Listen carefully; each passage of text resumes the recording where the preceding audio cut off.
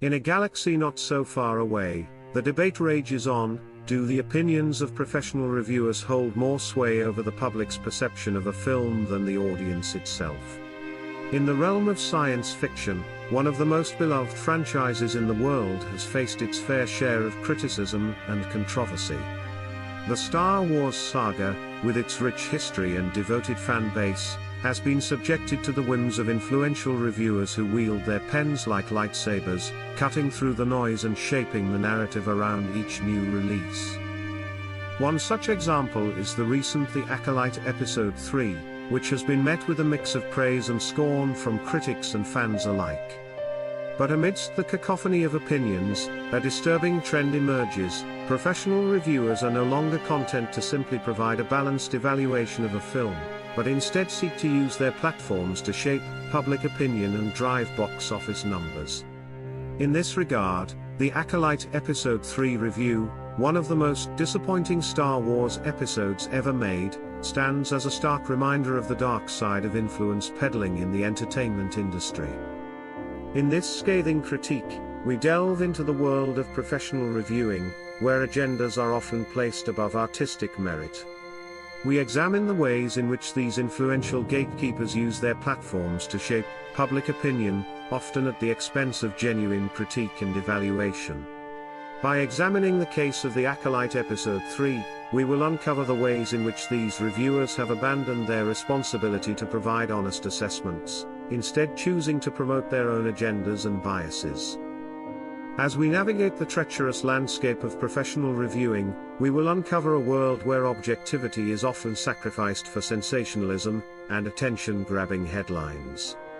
We will explore the ways in which these reviewers have become more like influencers than critics, using their platforms to promote their own brand and agenda rather than providing genuine evaluations of the films they review. Ultimately, our examination will raise important questions about the role of professional reviewers in shaping our perceptions of film and television. Can we trust their opinions, or are they more interested in promoting their own agendas than providing honest assessments? As we explore this critical issue, we will uncover a complex web of influence and agenda that threatens to undermine the very fabric of our entertainment landscape.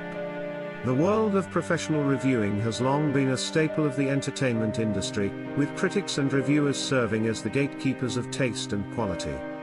However, in recent years, a growing concern has emerged that these professionals are not merely providing objective assessments of films, but are instead actively influencing the public's opinion through their reviews. This phenomenon is particularly egregious in the realm of popular franchises, where a single review can send a film's ratings soaring or plummeting. At the heart of this concern lies the issue of agenda-driven reviewing. It appears that many professional reviewers are no longer content to simply provide an honest evaluation of a film, but instead feel compelled to use their platforms to promote their own agendas. This can manifest in a variety of ways, from glowing reviews of films that align with their personal beliefs to scathing critiques of movies that dare to challenge their worldview. The most egregious example of this phenomenon is the phenomenon of influence peddling reviewers. These individuals are not simply content to provide a well-reasoned critique of a film, but instead seek to use their platforms to shape public opinion and drive box office numbers. They do this by writing reviews that are not only glowing but also hyperbolic, often going to great lengths to describe the film as the best thing since sliced bread or a masterwork that will be remembered for generations. Of course, this type of behavior is not limited to the world of film criticism. Many professional reviewers across various mediums engage in similar tactics, often using their platforms to promote their own agendas and shape public opinion. The result is a culture in which the voices of the audience are drowned out by the cacophony of professional opinions, leaving many viewers feeling confused and uncertain about what to think about a particular film. But why do these reviewers feel compelled to engage in such behavior? The answer lies in the simple fact that they are often beholden to their publishers, advertisers, and other stakeholders. In order to maintain their careers and continue to attract readers and viewers, they must produce content that is both engaging and relevant. This can lead them to sacrifice their objectivity in favor of writing reviews that are more sensational and attention-grabbing. Furthermore, the rise of social media has given these reviewers an unprecedented platform from which to promote their agendas. They can now share their reviews with millions of people around the world, instantly shaping public opinion and driving traffic to their websites. This has created an environment in which professional reviewers are seen as tastemakers, with their opinions holding immense sway over the public's perception of a particular film. But what about the audience? Should they not be concerned about the influence these reviewers wield over their opinions? The answer is a resounding yes. The audience is often left feeling lost and confused by the cacophony of competing opinions, unsure of what to think about a particular film.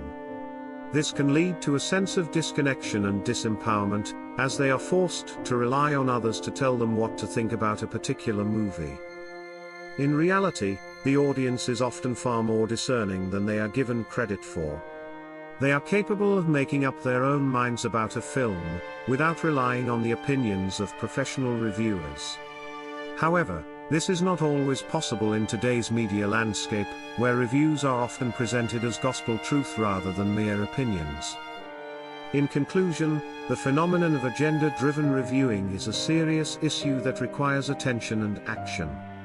Professional reviewers must be held accountable for their actions, and audiences must be empowered to make up their own minds about films without relying on the opinions of others. It is only by acknowledging the influence these reviewers wield over our opinions that we can begin to take back control and reclaim our agency as viewers. Ultimately, it is time for us to recognize that professional reviewers are not infallible gods who possess some sort of divine wisdom. They are simply human beings with their own biases and agendas, who happen to have access to a large platform from which they can share their opinions. By recognizing this reality, we can begin to build a more nuanced and informed media landscape, one in which audiences are empowered to make up their own minds about films rather than relying on the opinions of others. It is time for us to take back control and reclaim our agency as viewers. It is time for us to demand more from our professional reviewers and hold them accountable for their actions. And it is time for us to recognize that we are capable of making up our own minds about films without relying on the opinions of others. In conclusion, the phenomenon of agenda-driven reviewing is a pressing concern that demands attention and action. As we navigate the complex web of influence and agenda that shapes our perceptions of film and television, it is essential that we recognize the power of professional reviewers and hold them accountable for their actions. The case of the Acolyte Episode 3 serves as a stark reminder of the dangers of influence peddling in the entertainment industry. By examining the ways in which these reviewers have abandoned their responsibility to provide honest assessments, we can begin to build a more nuanced and informed media landscape, one in which audiences are empowered to make up their own minds about films rather than relying on the opinions of others. As we move forward, it is essential that we prioritize transparency and accountability in our critiques. We must demand more from our professional reviewers, and recognize that they are not infallible gods who possess some sort of divine wisdom. By acknowledging the limitations of their perspectives, we can begin to create a more balanced and diverse media landscape, one in which all voices are heard and valued. Ultimately, the fate of our entertainment landscape hangs in the balance. Will we continue to allow the agendas of influential reviewers to shape our perceptions of film and television, or will we rise up and demand more from those who shape our cultural narrative? The choice is ours, and it is time for us to take control of our own opinions.